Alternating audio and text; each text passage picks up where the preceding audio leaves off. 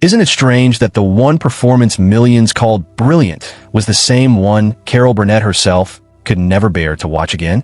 For 11 years straight, she had America rolling with laughter.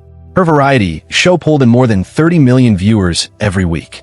But in 1977, Carol stepped onto the stage and delivered something that wasn't comedy at all. It was raw heartbreak. The crew cried, critics raved, awards poured in, and yet Carol never looked back. Why would the funniest woman in America refuse to face her own masterpiece? The answer lies in a childhood marked by abandonment, a career fueled by impossible luck, and a life filled with tragedy as much as triumph. This is the untold story of Carol Burnett. The laughter, the secrets, and the performance that cut too deep. Carol Burnett's story didn't begin with red carpets or spotlights. It began in a cramped Texas home, surrounded by two parents who were far more loyal to alcohol than to their only daughter. Her father drifted between jobs at movie theaters, never able to stay sober long enough to hold one. Her mother drank just as heavily, often absent in body and in spirit. Both of them would eventually lose their lives to addiction, but the damage was already done by the time Carol was just a toddler. The people who were supposed to tuck her in at night chose bottles over bedtime stories. And so, before she could even read, Carol had already learned what it felt like to be unwanted. When her parents finally gave up completely, her grandmother, Mabel White, took her in. Together they packed what little they had and left San Antonio for Hollywood. But Hollywood wasn't a dream, it was survival. They squeezed into a single, peeling room in a rundown boarding house where addicts, outcasts, and broken souls fought to make it through another day. Carol and her grandmother lived on $20 a week. Food was scarce, safety was never guaranteed, but for the first time, Carol had something she had never known before: unconditional love. Still, a child's imagination can only take so much. To cope, Carol invented a twin sister, Karen. Everything she wished she could be. Confident, beautiful, always smiling. Carol performed the role so convincingly that even the other tenants in the house believed Karen was real. She'd dash up the fire escape, change her clothes, and reappear as this bold alter ego. For a few minutes, the poverty, the shame, the gnawing hunger, all of it vanished. And every Saturday, another escape arrived. For 25 cents, Carol and her grandmother slipped into the movie theater, escaping into a world of glitter, music, and order. But when the lights came back on, reality returned. They couldn't afford toilet paper, so they stole it from the theater bathroom. Carol was only 7 years old, and already she understood that survival demanded both courage and creativity. One day in that dark theater, she heard something that would follow her for the rest of her life: Johnny Weissmuller's famous Tarzan yell. At home, she practiced it over and over, building lung strength she didn't know she had. It was just a silly game, but that sound became her first tool of comedy. Years later, the Tarzan yell would bring entire audiences to their knees with laughter.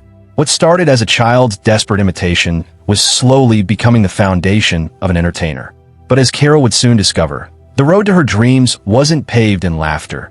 It was paved in chance encounters, impossible luck, and strangers who seemed to appear at just the right time. By the time Carol finished high school, she carried one dream that didn't involve comedy at all: journalism. Her mother had once wanted to be a writer, and Carol felt she owed it to her to finish the story her mom couldn't.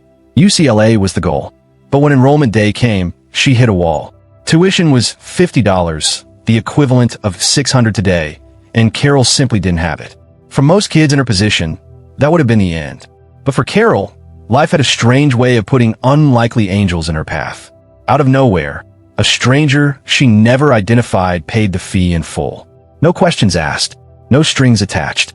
It was just enough to open a door that otherwise would have stayed locked. At UCLA, Carol signed up for journalism, determined to follow in her mother's footsteps. But one elective theater class changed everything. On that stage, her shyness melted. She wasn't the poor girl from the boarding house anymore. She was alive, funny, and unforgettable. She could sing, act, and make people laugh in the same moment. Professors noticed. Classmates noticed. And by the end of her freshman year, Carol was voted the most promising newcomer in the entire program. It wasn't just a title. It was proof. Proof that she wasn't crazy for dreaming. Proof that laughter could be more than an escape. It could be her future. And then came another twist of fate, one so unbelievable it sounded like a movie script. In 1954, Carol was just a junior, working as an usherette for 65 cents an hour. At a party, she wasn't mingling with big names. She was stuffing hors d'oeuvres into her purse to take home to her grandmother. That's when a sharply dressed stranger approached her. He wasn't a producer or a talent scout. He was a millionaire shipbuilder from La Jolla. Carol told him her dream, to go to New York and chase Broadway. But she couldn't even afford her UCLA tuition, let alone a cross-country move. The man listened, then made her an offer. $1,000 for her and $1,000 for her boyfriend, Don Soroyan, the equivalent of nearly $20,000 today. But it came with 3 rules. First, they could never reveal his name. Second, they could only use the money to get to New York. And third, if they made it, they had to help others the same way. The deal sounded unreal, but it was real. And just like that, Carol Burnett packed her bags and boarded a train for New York City. She had no safety net, no connections, and no idea what waited for her. She later said, "I didn't know enough to be scared." That leap into the unknown would soon lead her to cramped rooms, exhausting jobs, and humiliating auditions. But it was also the beginning of a journey that would transform her from a starving student into one of the most beloved stars in the world. When Carol stepped off the train in New York City in 1954, she wasn't greeted with opportunity. She was greeted with reality. The money from a mysterious benefactor was disappearing fast. Nights at the Algonquin Hotel burned through their savings, and more than once, Carol found herself crying in phone booths, begging her family to let her come home. But then something happened that she took as a sign. A hurricane named Carol was moving up the coast. Instead of running, she stayed. Her new home became the rehearsal club, a crumbling boarding house filled with young women chasing the same impossible dream. For $18 a week, Carol got a bunk bed in a crowded room, a single closet, and 1 bathroom shared among 4 actresses. To her, it felt like paradise. She had been sleeping on couches. Now at least she had a place where ambition buzzed through every hallway. Girls ran lines, sang in stairwells, and clung to their scripts like lifelines. To survive, Carol worked nights as a hat check girl while auditioning by day. It wasn't glamorous.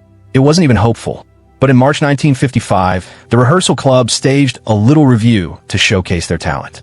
Producers and agents were invited, and that's where Carol's life swerved. Her moment didn't come from a dramatic monologue or a perfectly delivered ballad. It came from a ridiculous, over-the-top love song about John Foster Dulles, the stiff Secretary of State. The lyrics were absurd, the tune intentionally clumsy, but Carol performed it with so much charm and comic timing that the audience erupted. What was supposed to be a throwaway gag became her signature. Within months, she was invited onto the Jack Paar Show, then the Ed Sullivan Show. Her knees shook as she stepped out under the blinding stage lights, but by the end of her set, America was laughing. Her absurd Dulles song turned into the talk of New York comedy. And then came Broadway. In 1959, Carol landed the lead role in Once Upon a Mattress. She wasn't playing a beautiful princess in a glittering gown. She was Princess Winifred, a clumsy, loud girl from the swamp. It was raw, it was silly, and it was perfect for her. Critics didn't expect much from the show, but audiences adored her. She earned her first Tony nomination, and her weekly paycheck skyrocketed to $500, a small fortune for a girl who once stole toilet paper from theaters. On June 22, 1959, exactly 5 years after that anonymous man handed her the $1,000, Carol Burnett paid him back in full. He never responded. He never revealed his name. But his investment had worked. Carol was no longer just surviving. She was unstoppable. Her Broadway triumph proved one thing. Carol Burnett wasn't just another hopeful actress. She had the kind of spark you couldn't fake. And soon, television would come calling. By the late 1950s, Carol Burnett was no longer just a quirky Broadway star with a funny song. Television had taken notice, and her next step would change everything. She joined the Gary Moore Show in 1959, a variety program that became her training ground. Week after week, she played quirky characters, sang, and danced. But more importantly, she learned how to work with a live audience. Gary Moore had a habit of warming up crowds with unrehearsed Q&A sessions, and Carol watched closely. That free-flowing interaction would later become the signature of her own show. The gig paid off. In 1962, Carol won her very first Emmy for her work on The Gary Moore Show. Suddenly, she wasn't just an emerging talent. She was a television force. That same year, another stroke of fate pushed her further into the spotlight. CBS executives weren't convinced she should do a special with Julie Andrews. At the time, Andrews wasn't yet a household name, and Carol was already on TV every week. But one night, after a press event, executives saw Carol joking about hitching a ride from a truck driver when she couldn't get a taxi. Moments later, a real truck actually pulled up and offered her a ride. The coincidence struck them like destiny. The special was approved. The result, Julie and Carol at Carnegie Hall, was electric. The chemistry between the two women was undeniable, and the show swept up major awards, including an Emmy. Columbia Records even released a soundtrack that charted in the top 100. For Carol, it was proof that she could hold her own alongside anyone. But her biggest leap was yet to come. On September 11th, 1967, the Carol Burnett Show premiered. For the next 11 years, it reigned supreme. 30 million viewers tuned in every week. 30 million. To put that into perspective, that's the kind of audience numbers only Super Bowls or major finales attract today. Time magazine would later name it one of the 100 best television shows of all time. TV Guide ranked it 17th. Variety put it in the top 25. But it wasn't just about numbers. Carol Burnett had broken through a barrier almost no one thought a woman could cross. At a time when variety shows were run almost exclusively by men, she led her own. Her mix of comedy sketches, music, and guest stars wasn't just entertaining. It inspired the next generation of television, including shows like Saturday Night Live. But even as the laughter roared, tensions bubbled behind the scenes. Not every moment was smooth, and some of her cast members nearly walked away for good. And that's where the drama really began. On screen, the Carol Burnett Show looked effortless. Sketch after sketch, perfectly timed laughs, a cast that seemed to click like family. But behind the curtains, things weren't always smooth. Take Harvey Korman, for example. He was Carol's right-hand man, a genius at deadpan delivery and physical comedy. But midway through the 7th season, Korman hit a breaking point. During rehearsals with guest stars Tim Conway and singer Petula Clark, he snapped, irritable, rude, and checked out. Carol, normally the kind of soul on set, had finally had enough. After taping that Friday night, she pulled him aside and asked point-blank what was going on. His answer was blunt, "I'm just not happy here." Then he slammed the dressing room door in her face. Carol's response? She called his agent and fired him on the spot. But by Monday morning, Korman had reconsidered. He begged to come back. Carol agreed, but only on one condition. She wanted to see him walk into the CBS hallway, skipping and whistling. And when the elevator doors opened that Monday, Harvey Korman did exactly that. Carol laughed so hard she had a plaque made for his dressing room door. Mr. Happy-Go-Lucky. But if Harvey was the temperamental one, Tim Conway was the wild card. He had a rule: never give your best in rehearsal. He'd save the most outrageous bits for the live tapings, even if it threw everyone else off. "Some of it comes on the spur of the moment," he once said, "and some I keep in the back of my mind." That unpredictability meant no one, not even Carol, knew what he'd pull on stage. Harvey Korman admitted, he never does anything the same way twice. The most famous example? The Elephant Story sketch. Tim rambled through a long, absurd tale about a circus elephant, dragging it out into the most ridiculous detail. Carol, Harvey, and Vicki Lawrence fought to stay in character, but Conway just kept going. By the end, even Vicki broke. She snapped back with a savage, unscripted line. "Are you sure that little A** holds through?" The studio erupted. Even Conway lost it. That moment became one of the most legendary bloopers in TV history. This was the secret sauce of the Carol Burnett Show.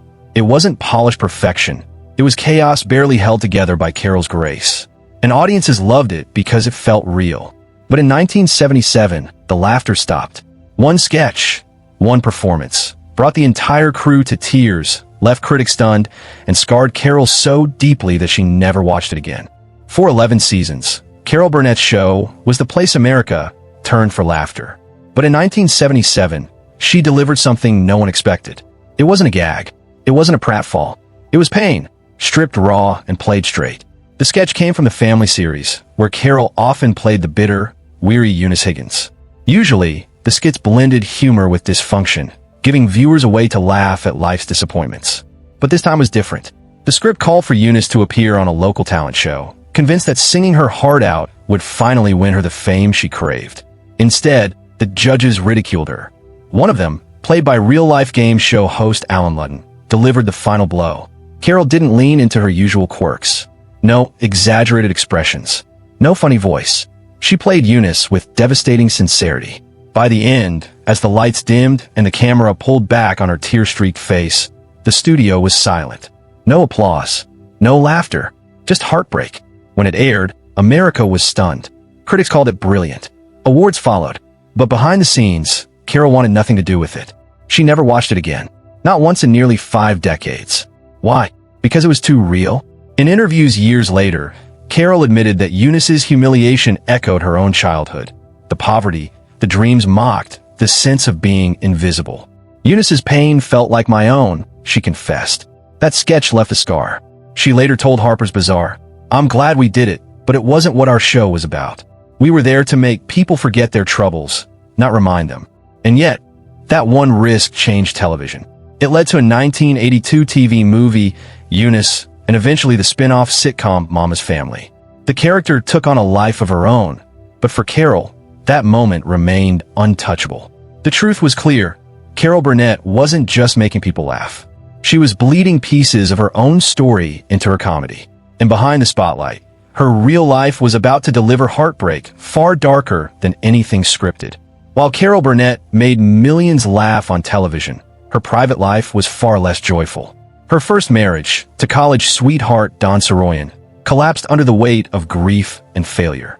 Don's young daughter from a previous relationship passed away, and the loss shattered him. Carol's career soared, his stalled, and the distance between them grew impossible to bridge. They separated on Christmas Day in 1959 and finalized their divorce in 1962. Don spiraled into alcoholism and depression until his death decades later. Carol remarried in 1963, this time to television producer Joe Hamilton. He helped shape her legendary show, and together they raised 3 daughters, Carrie, Jody, and Aaron. But the marriage carried strain from the beginning. Joe already had 8 children from his first marriage, and their blended family lived under constant pressure. Even as Joe collected Emmy Awards for producing Carol's show, the cracks in their home life deepened. Then, in 1976, Carol faced a public attack that cut to her core. The National Enquirer printed a story claiming she was drunk in a Washington, D.C. restaurant while sitting near Henry Kissinger. The accusation wasn't just false, it was cruel. Carol had spent her entire life fighting the shadow of alcoholism, watching it destroy both her parents and the man she once loved. To be labeled a hypocrite in front of millions was unbearable, so she fought back. Carol sued the tabloid for $1.6 million.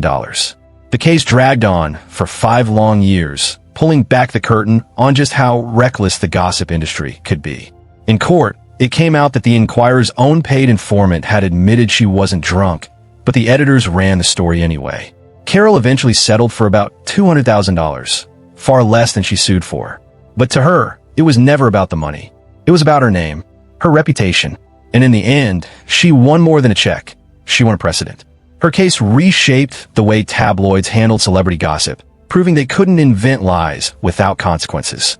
But while Carol was busy winning battles in court, a much darker war was unfolding at home, one she couldn't fight with lawyers. Her oldest daughter, Carrie, was slipping into the grip of addiction, and Carol was about to face the hardest decision of her life. By the late 1970s, Carol's biggest battle wasn't with critics, networks, or the tabloids. It was with her own child. Her daughter, Carrie, just 13 years old, had fallen into drugs. Cocaine, marijuana, mushrooms, even Quaaludes, substances that no teenager should have touched. Carrie later admitted that she used them to escape the pressure of being Carol Burnett's daughter. For Carol, it was like watching her worst childhood memories replay through her own child. Rehab after rehab failed. At one point, Carrie even ran away from a Texas facility. Carol feared every phone call might bring the news that her daughter was gone forever. Finally, she made a decision that broke her heart and nearly broke their relationship. She had to love Carrie enough to let her hate her. She forced her into treatment, knowing it meant Carrie might not forgive her. And for a year, she didn't. The silence between them was brutal, but Carol never gave up. By 17, Carrie found her way to sobriety. And when she came back, mother and daughter grew closer than ever. Carrie proved her talent wasn't a shadow of her mother's, it was her own. She starred in the hit TV show Fame, acted in films, and eventually collaborated with Carol on a play called Hollywood Arms, based on Carol's early life. They became inseparable, but tragedy struck again. In 2002, Carrie was diagnosed with lung cancer that spread to her brain. Just months later, at only 38 years old, She died of pneumonia brought on by the illness. She never lived to see Hollywood arms open on stage. Carol was devastated, but she pressed on. She said, "I owed it to Carrie." The play went forward as a tribute, its every line echoing the bond they had rebuilt from the ashes of addiction. Her marriage to Joe Hamilton had already collapsed in 1984, the stress of family battles pulling them apart. He passed away from cancer in 1991, leaving Carol to raise their daughters alone. Even after 2 divorces and the unbearable loss of her firstborn, Carol refused to surrender to despair. She found love again in the late 1990s with musician Brian Miller, 23 years her junior. They married in 2001, just 2 months before Carrie's death. In her darkest hour, Brian stood by her side, helping her finish Hollywood Arms and pushing her to keep moving forward. It seemed that every time life tried to break her, Carol found a way to rise. But her fight wasn't over. Addiction would strike her family again, this time through her youngest daughter. And once again, Carol would step in. Even as Carol Burnett grew older, life refused to let her coast.